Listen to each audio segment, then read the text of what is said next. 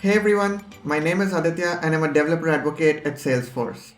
In this quick take, we are going to learn how to build a multi-page application using Lightning Web Components open source.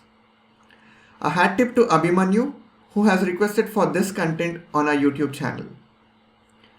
Those of you watching this video, if you have any topic in mind around which you would like some content on, please let us know and we'll deliver it for you. Let's get started. Now to create a multi-page app, you need to first understand how Webpack works, for which you can watch this quick take in which I explained it in detail.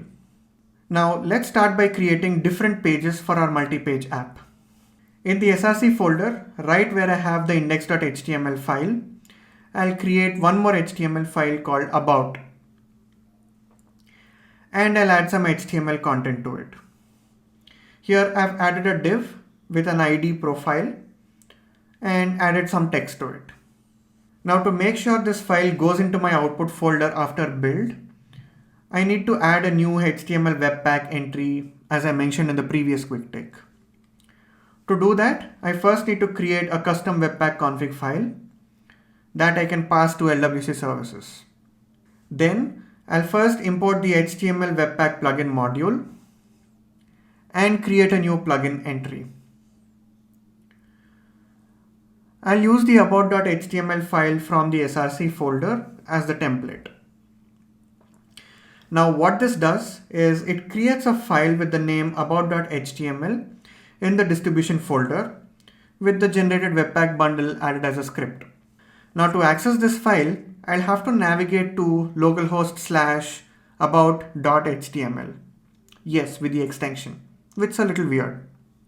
So here is a simple illustration of how URLs point to their respective files. When you go to localhost, it actually sends you the index.html file from inside the root folder. Similarly, when you go to localhost / about, the server thinks about as a folder and then tries to send the index.html file from inside the about folder. So what I can do is instead of creating about.html in the distribution folder itself, I want the plugin to create a new folder called about and output the contents into an index.html file inside that about folder. For that, I'll use the file name property to specify that the output of this plugin should actually go to about/index.html. The file name is relative to the distribution folder path, by the way, so you just need to say about/index.html.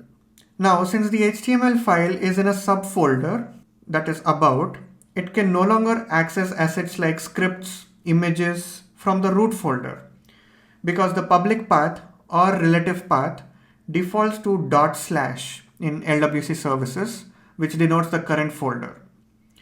To fix this problem, we need to update the public path using the config file to just use /, which denotes the root folder. Now that I've created my custom configuration file, I need to update the scripts in package.json to use this custom Webpack config. Now when I build my project, notice how about.html file gets created and the bundled app.js script gets added to the file.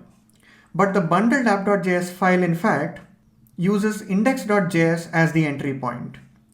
And index.js has the code and components that the index.html file uses, which is the app component. And the app component is then added to a div with the ID main, which is only present in index.html. So index.js is pretty tied up to index.html. In about.html, we don't have the main div, nor do we need the app component. We need to use a new web component called profile card. So we need a new JS file to cater to about.html. So to cater to the needs of about.html, we are going to create a new file called about.js, just for the ease of understanding. In about.js, I'm going to then import the profile card component and then add it to the div with the ID of profile. Now, just like a bundle is created using index.js as the entry point, I want to create another bundle for about.js.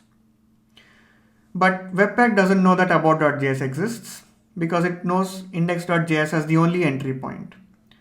So what I have to do is add a new entry point to the Webpack config file. This is then merged with a standard config file that LWC services uses, which already has an entry for index.js. Now, when I run the build command, notice it still creates a single app.js file, which now contains the bundled code for both index and about.js. This is not desirable because we don't need the code of index.js in about.html and vice versa. I actually need two distinct files, one for each entry point. To do that, I'll have to make two changes. First, instead of using an array for entry points, I'll use an object. That also allows us to define different aliases for different entry points. So here the alias for the index.js entry point is index and about.js entry point is about. Next, in the output section, I need to tell Webpack to create two files, for which I'll use the file name key. I make the file name dynamic using the name attribute, which corresponds to the alias in the entry points. So what this does is it creates one bundle for each entry point and name the bundle accordingly. Let's now run the build command. And if you look at the output, you can see that Webpack has now created two bundles, index.bundle.js and about.bundle.js, just like we have configured. But there is still one more issue. The HTML Webpack plugin puts both of these bundles in the files it generates. Notice how index.html has both index.bundle.js and about.bundle.js. And same is the case with about.html. Both the bundles are present. That's where chunking comes into picture. I can use the chunks property of the HTML Webpack plugin to tell which chunks to use for which page. These chunks again directly correspond to the aliases defined in the entry. So for the Webpack plugin entry for about.html, I say use only the about chunk. Now when I run the build command again, notice how about.html page only has the about.bundle.js. But index.html still has both because of course we haven't specified any chunks for it. Now if I try to do the same to index.html, that is defining chunks, watch what happens. It throws an error that multiple assets output to the same file. Now this is because LWC services already adds the HTML Webpack plugin entry for index.html. And we've added another entry for the same file. Even though LWC services merges the plugin array, it doesn't dedupe entries. So there are two workarounds for this. First is of course to create a completely custom Webpack config file like I mentioned in the previous quick take. But the second is probably easier for this use case, where you just have to change the destination path for the output of index.html. So in my custom config, I'm going to say instead of outputting it to index.html, let's output it to indexnew.html.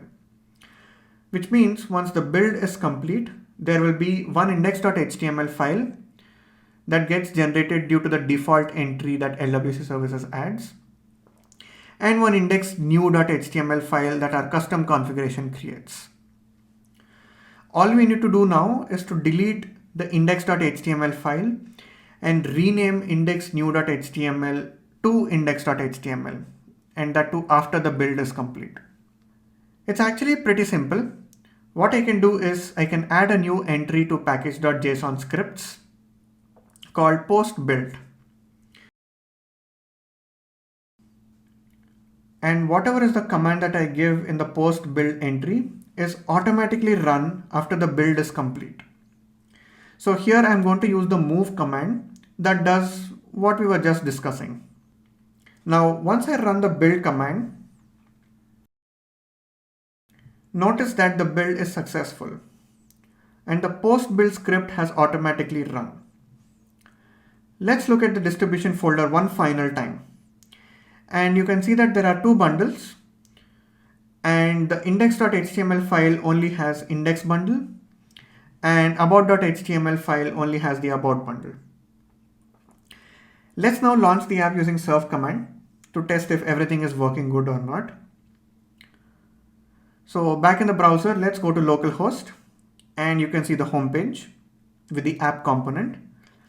And once I navigate to /about, you can see the about HTML page with the profile card component. So to quickly summarize, we've created a new page called about.html, and to add web components to it, we have created about.js. Next, we created a new webpack config file with different entry points for different pages, and we configured the output to create one bundle for each entry.